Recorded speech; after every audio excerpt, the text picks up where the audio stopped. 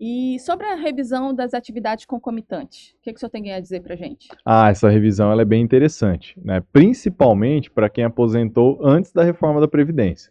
A reforma da Previdência ela foi em 13 de novembro de 2019, né? Ela entrou em vigor. E muitas pessoas que aposentaram antes e tinham duas atividades, né, e contribuíam nas duas atividades, tiveram o benefício concedido, mas com uma diminuição bem drástica com relação ao salário de contribuição. Então, ao invés do INSS somar essas duas atividades e fazer um cálculo só, o que o INSS fazia? Ele fazia um cálculo para cada atividade.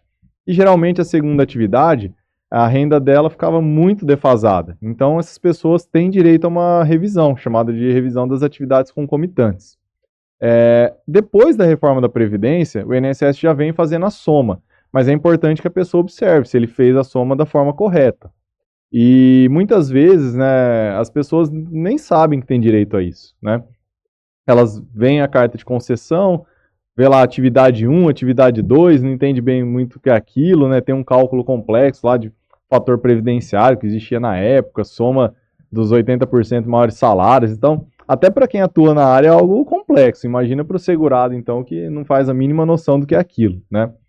E muitas pessoas, então, procuram um escritório, né, para revisar o benefício e acabam descobrindo que, em razão dessas atividades concomitantes, o que é atividade concomitante? Quando você trabalha em mais de uma atividade, né? Então, muitas vezes a professora, ela dá aula num colégio no período da manhã e no outro local no período da tarde, né?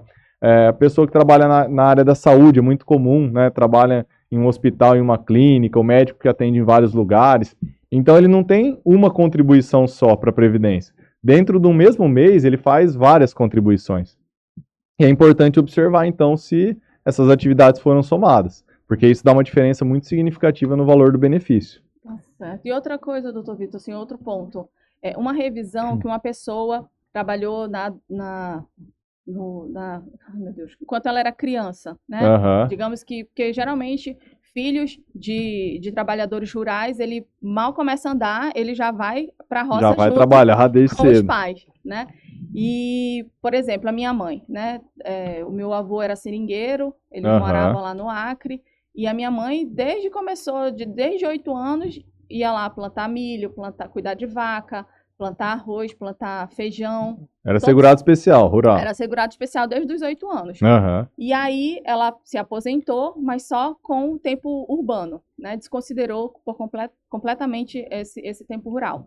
E eu já Perfeito. pedi as informações, eu pedi a documentação dela, né? Aham. Mas aí ainda vem essa situação, né? Como conseguir essa documentação? Porque ela veio muito cedo, ela foi muito cedo para Manaus, né? Com Aham. 17 anos.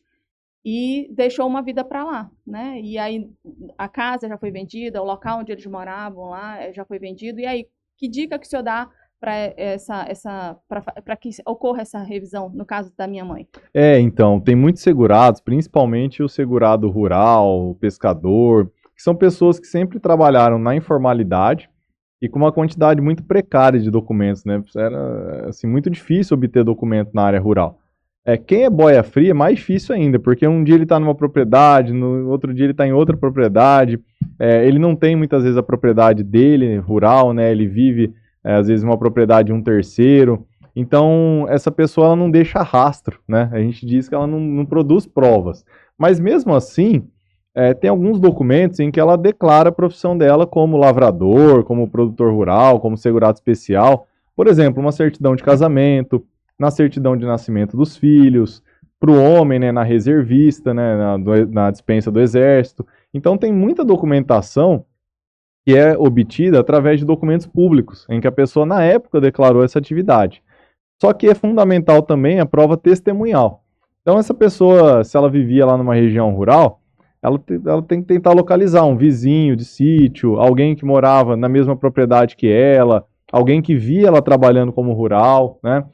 E tem muitos outros documentos também, né? Como a certidão de batismo, muitas vezes tem a profissão dos pais, o histórico escolar, em que aponta lá a dispensa, às vezes, da educação física em razão da atividade rural, ou então a atividade rural dos pais. Então, nós temos uma lista de documentos em que a pessoa tenta ali localizar o máximo que é possível. Mas nós sabemos também que muitas vezes, principalmente para a segurada que é mulher, porque a mulher muitas vezes a documentação está toda em nome ou do pai ou do marido, ela não tem a reservista, então ela tem uma quantidade menor de documentos. Então a prova testemunhal para ela é ainda mais fundamental, é ainda mais importante, né? Do que para o segurado homem, que muitas vezes tem uma quantidade um pouco maior de documentos, né? Às vezes o pai lá é arrimo de família, ou a pessoa já casou cedo e já tem a documentação no nome dela. E aí tem de tudo, né? Bloco de nota de produtor rural, recibos, enfim, é uma infinidade de documentos em que se pode tentar reconhecer esse tempo rural. E como você disse, se a pessoa recebe um benefício que é acima do salário mínimo, ou então que com esse tempo rural pode ficar acima do salário mínimo, compensa sim para ela verificar a possibilidade de uma revisão, porque ela poderia estar recebendo um benefício maior, né? Ela trabalhou durante todos esses anos, ela era segurada da Previdência, até 31 de outubro de 1991, esse tempo rural reconhecido, ele não precisa ser indenizado, então ela consegue reconhecer o tempo sem pagar nada ao INSS, né? Ela vai precisar trazer todas essas provas, né? Mas ela não vai precisar indenizar isso ao INSS. Então, são documentos em que muitos segurados rurais têm dificuldade de obter, né? Mas que são importantes para fins de revisão ou até de aposentadoria por idade rural. E qual é o período? Essa pessoa decide hoje, eu já venho recebendo minha aposentadoria já tem alguns anos, e eu identifiquei que eu posso sim incluir esse tempo rural na minha aposentadoria. Então ela tem, qual é o período, até quando ela pode fazer essa solicitação dessa revisão? O correto é que seja feito dentro de um prazo máximo de 10 anos, da data em que ela começou a receber o benefício. Então, do primeiro pagamento, do momento que ela fez o saque, que ela aceitou o benefício, nós temos que contar ali 10 anos. Porque passado isso, o judiciário já entende que ela não tem mais direito à revisão, né? É aquilo que nós chamamos popularmente, né, de caducou o direito, né, prescreveu o direito, decaiu o direito, enfim.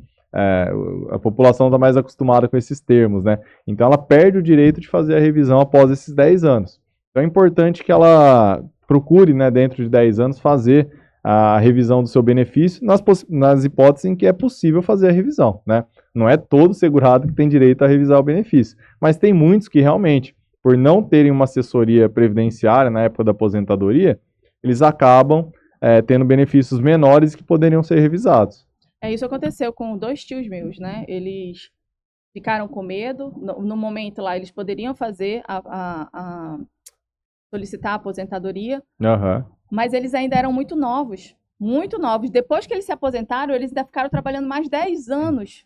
E aí eles me perguntaram, eu quero fazer uma revisão da minha aposentadoria. E aí vai incluir, né, esse tempo que eu estava aposentado, que eu continuei trabalhando, que eu continuei Eles acham que isso é possível, né? Eles acham.